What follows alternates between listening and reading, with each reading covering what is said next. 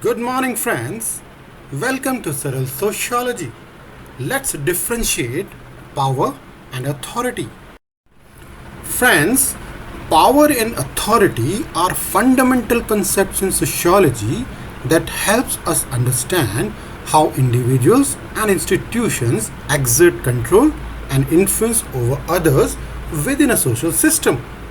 While the term power and authority are often used interchangeably, they have distinct meanings. Let's explore the different dimensions of power and authority. Let's start with power. Friends, power refers to the ability of individuals or groups to impose their will on others, even against their resistance. Power can be exercised through various means such as physical force, economic control, social status, or knowledge. For example, a wealthy business tycoon who influences political decisions through financial contribution and lobbying is actually exercising power. His economic resources give him the ability to shape policies and gain advantages in the political realm. Let's see a few types of power.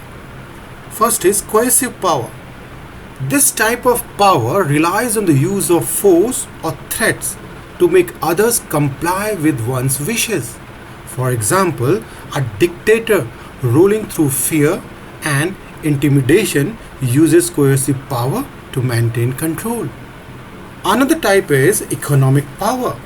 Economic power arises from the control of wealth, resources, and financial means. Corporations or wealthy individuals who can influence markets, policies, and institutions wield economic power. Another type of power is political power. Political power relates to the ability to influence or control the decision making processes within a political system. Elected leaders, government officials, and lobbyists exert political power to shape legislation and public policies. Next type is symbolic power.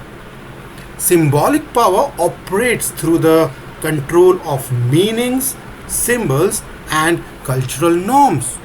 For instance, media organizations can shape public opinion and influence societal narratives, exercising symbolic power. Next type of power is personal power. Personal power is the influence an individual possesses due to their personal qualities, skills, or charisma. For example, a motivational speaker who inspires and persuades people to take action possesses personal power. Next is structural power. Structural power relates to the influence individuals or groups have based on their social position within a larger system or institution. An example is a company CEO who has the power to make significant decisions that affect the organization and its employees. Now, before moving to the concept of authority, let's see the last type of power, and that is discursive power.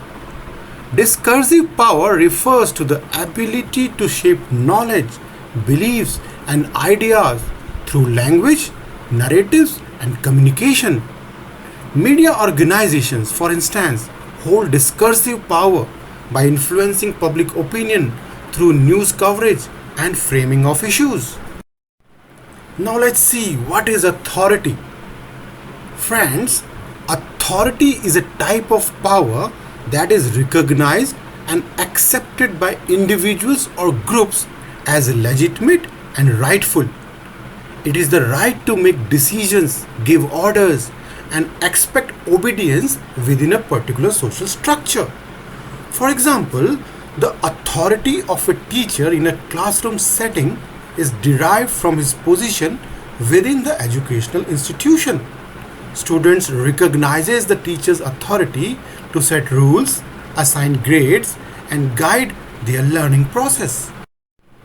Now let's see the types of authorities. Sociologist Max Weber identified three types of authority. And the first is traditional authority. Traditional authority is based on long established customs, beliefs, or hereditary factors. For instance, monarchies, where power is passed down through generations, rely on traditional authority. Similarly, the authority of religious leaders like the Pope or spiritual gurus is also rooted in tradition. The second type of authority, as given by Max Weber, is legal rational authority. Legal rational authority derives from explicit rules, laws, and procedures. This type of authority is commonly found in modern bureaucratic systems, where individuals hold power due to their positions within a formal organizational structure, such as government officials, judges, or police officers. The third type of authority is charismatic authority. Charismatic authority is based on the personal charisma, magnetism, or exceptional qualities of an individual. Charismatic leaders like Martin Luther King Jr., Mahatma Gandhi, or Nelson Mandela gained authority through their ability to inspire and mobilize masses, often challenging established norms and structures. Now let's try to understand the concept of power dynamics. Power and authority exist within social relationships and can create various dynamics. These dynamics include: number one, power imbalances. Power can be distributed unequally in society, leading to imbalances where certain individuals or groups hold significantly more power than others. This can result in social inequalities, oppression, and marginalization. For example, gender-based power imbalances often manifest in the form of gender pay gap, where women may face economic disadvantages compared to men in the workplace. Next aspect of power dynamics is resistance and social movements. Power imbalances can spark resistance and social movements aimed at challenging existing power structures and advocating for social change. Social movements can emerge to address issues of social injustice, inequality, or human rights. For example, the civil rights movement in the United States fought against racial segregation and discrimination, challenging the power structures that perpetuated inequality. Third and the last aspect of power dynamics is power and institutions.